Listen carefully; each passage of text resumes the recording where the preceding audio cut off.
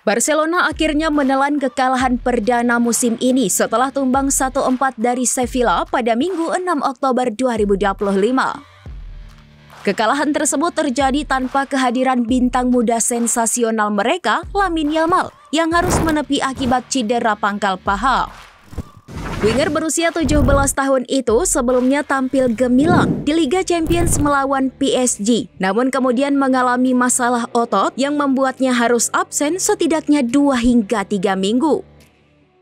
Absennya Yamal terbukti meninggalkan lubang besar di lini serang Blaugrana.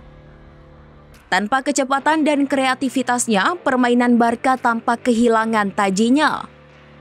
Pelatih Hansi Flick mengakui kekalahan tersebut sebagai pelajaran penting bagi tim.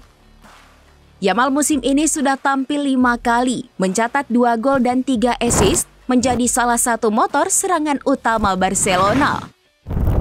Cedera pangkal paha yang kambuh ini menjadi peringatan serius bagi tim medis klub.